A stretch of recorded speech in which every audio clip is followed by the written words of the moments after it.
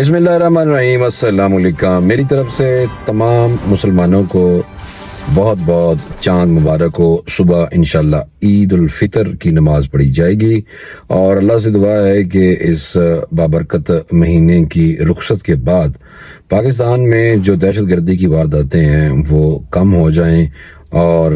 جو لوگ اس ملک کے خیر خواہ ہیں ان پہ اللہ تعالیٰ رحمت فرمائے، اپنی برکت فرمائے، اور جو اس ملک کے خیر خواہ نہیں ہیں اللہ پاک ان کو غارت کرے۔ تمام کہو آمین۔ سب سے پہلے جو دو چار خبریں ہیں وہ میں بتا دوں۔ کٹلنگ میں ایک خود کش حملہ کہا جا رہا تھا لیکن وہ تھا ڈرون اٹیک۔ کٹلنگ پہ ڈرون اٹیک ہوا ہے اور ڈرون اٹیک جو ہے وہ کہا جاتا ہے کہ اس میں سویلین کی زیادہ کیجویلٹیز ہوئی ہیں، لیکن حکومت کی طرف سے یہ کہا گیا ہے، خیبر پختونخوا کی حکومت کی طرف سے جو ان کے ترجمان ہیں بیرسٹر سیف صاحب، انہوں نے کہا ہے کہ بیسیکلی ٹارگٹ جو تھا وہ دہشت گردوں کو کیا گیا تھا۔ پھر اس کے بعد پی ٹی آئی کے اور رہنما تھے، وہ اس علاقے میں گئے، وہاں دیکھ کے آئے، پھر انہوں نے میڈیا سے بات کی اور میڈیا سے بات کر کے انہوں نے بتایا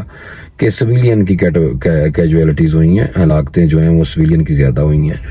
اور انہوں نے کہا کہ جو ہمارے پی ٹی آئی کے جو ترجمان ہیں، یعنی کہ خیبر پختونخوا حکومت کے ترجمان علی امین گنڈا پور کے ترجمان، ان کی اس بات کو انہوں نے کہا ہے کہ یہ غلط بیانی سے کام لے رہے ہیں، ان کی یہ جو بات ہے یہ صحیح نہیں ہے۔ اس کے بعد ڈاکٹر سلمان اکرم راجہ نے بھی جو بات کی ہے وہ بیرسٹر سیف کی بات کی نفی کرتی ہے۔ دوسری طرف اگر آپ آ جائیں تو وہ جو علی امین گنڈا پر وزیر اعلیٰ خیبر پختونخوا ہیں،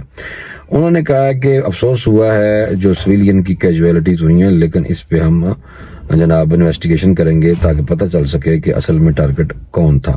لیکن اس سے پہلے بیرسٹر سیف صاحب یہ بتا چکے ہیں کہ ٹارگٹ جو تھا وہ دہشت گرد تھے۔ تو ایک تو یہ بات ہو رہی ہے کہ پی ٹی آئی کے آپس میں ہی جو ترجمان ہیں خیبر پختونخوا حکومت کے علی امین گنڈا پور کے بیرسٹر سیف، ان کی اکثر باتوں کی نفی بھی کی جاتی ہے، جیسا کہ آپ نے دیکھا کہ ڈاکٹر سلمان اکرم راجہ، بیرسٹر سلمان اکرم راجہ جو ہیں انہوں نے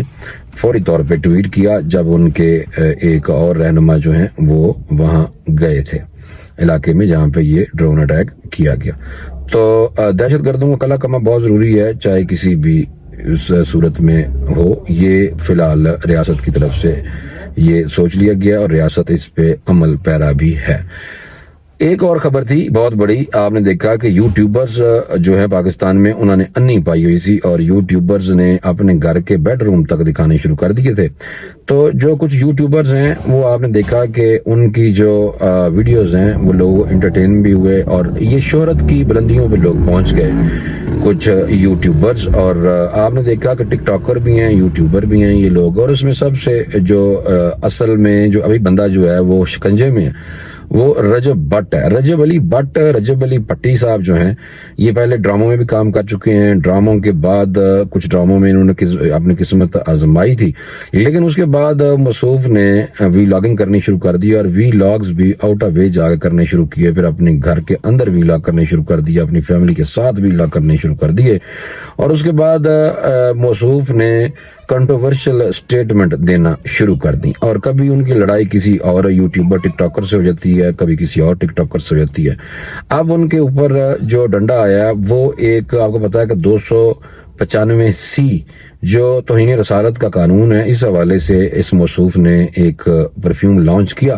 اور اس پرفیوم لانچ کرنے کے بعد سے ہی اور پھر ایک ویڈیو بنا دی کہ میرے استاد محترم پہ بھی 295A لگی تھی، میرے پہ بھی 95A لگی ہے، میرے پہ بھی 95B لگی ہے۔ جناب تو یہ 295 جو ہے قانون کی جو شک ہے، جو دفعہ ہے، یہ لگنے پہ موصوف بڑے خوش ہو رہے تھے،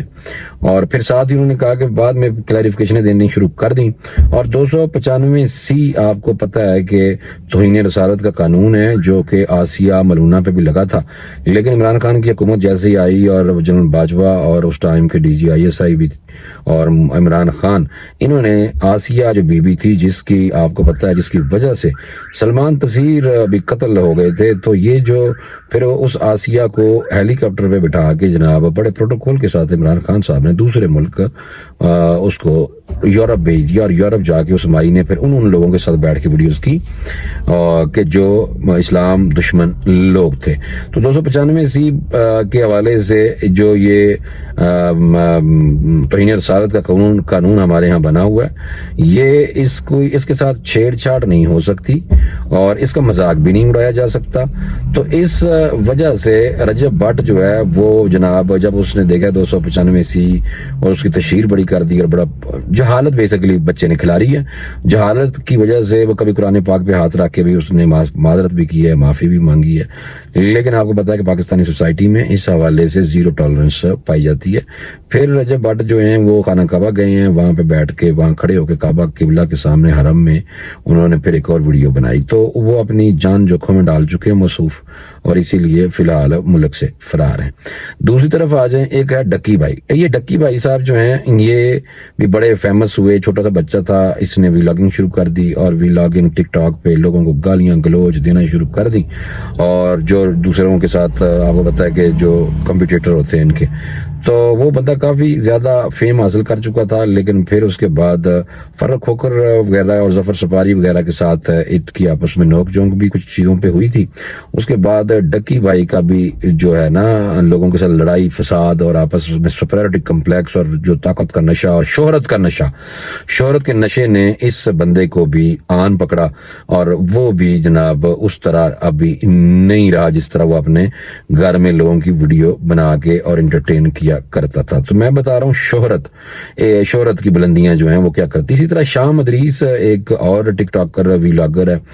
وہ موصوف جو ہیں وہ بھی کینیڈا میں مقیم ہیں. انہوں نے بھی آپس میں دوسرے ٹک ٹاکرز اور یوٹیوبرز کے ساتھ سنگ پسائے ہوئے سن اور اپنی بیگم کے ساتھ مذاق کی ویڈیوز وہ بندہ کرنے لگ گیا تھا. پھر اس کے بعد اس کی شہرت بھی جناب کافی ڈاؤن ہوگی. نادر علی انٹرٹینر ہے، انٹرٹینر نادر علی نے بھی کافی روڈ شو پہ آپ نے دیکھا ہے کہ روڈ پہ وہ لوگوں کے ساتھ مذاق کیا کرتے تھے. اس کے بعد جناب وہ موصوف نے ایک یوٹیوب پہ اپنا ایک پوڈ کاسٹ کرنا شروع کر دیا. مولانا طارق جمیل صاحب کا پوڈ کاسٹ موصوف نے کیا تھا اور اس کے بعد ان کی کچھ کنٹروورشل سٹیٹمنٹس کی وجہ سے ان کی شہرت بھی اس طرح نہیں رہی. اب لوگ بلکہ گالیاں ہی دیتے ہیں. تو شہرت کی بات جہاں تک ہو رہی ہے تو شہرت ایک دفعہ بندے کو مل ضرور جاتی ہے، سنبھالنی مشکل ہو جاتی ہے عزت بھی اور شہرت بھی. تو یہ جو جن کا میں نے نام لیا ہے یہ وہ لوگ ہیں بدقسمت جن کو اللہ نے بہت زیادہ شہرت دی تھی، عوام نے بڑی شہرت دی تھی. انہوں نے کنٹروورشل سٹیٹمنٹس اور اسلام کے جہاں پہ دیکھا کہ مذہب کی توہین ہو رہی ہے اس طرح کی چیزیں جب کرنی شروع کی تو پھر جناب اللہ کی بھی ایک لاٹھی ہے نا، پھر عوام نے ان کو ڈسکریج بھی کیا اور ان کو گالیاں گلوچ بھی دینا شروع کر دی، جس کی وجہ سے وہ لوگ اب اس طرح فیمس نہیں رہے. تو یہ شہرت 4 دنوں کی ہوتی ہے، چاندنی پھر اندھیری رات ہے بھائی. یہ پھر اندھیری رات میں یہ لوگ جا چکے ہیں.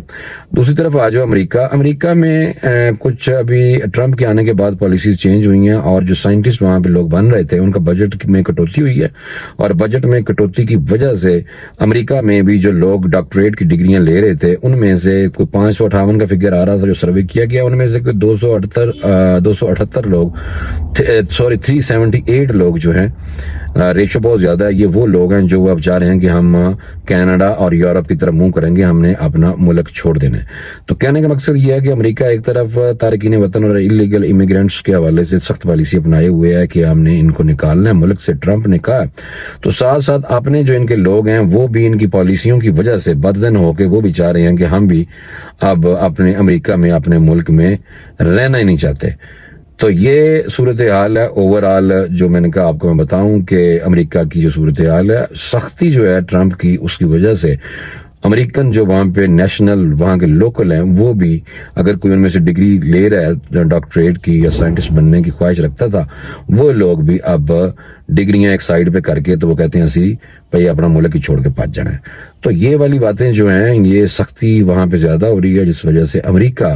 جو ہے وہ بھی اب یہ چیزیں اس کو بھی سہنا پڑیں گی. تو یہ کچھ خبریں تھیں جو میں نے کہا آپ کو میں بتا دوں. رویت ہلال کمیٹی کی طرف سے اعلان کر دیا گیا تھا. صبح ماشاءاللہ عید ہے اور میری طرف سے ایڈوانس میں تمام مسلمانوں کو اور خاص طور پہ جو اس چاند کے بعد عید منائیں گے ان کو بہت بہت عید مبارک. مجھے اجازت دیں، انشاءاللہ اگلے ویلاگ میں نئی خبروں کے ساتھ حاضر ہو جاؤں گا. اللہ حافظ.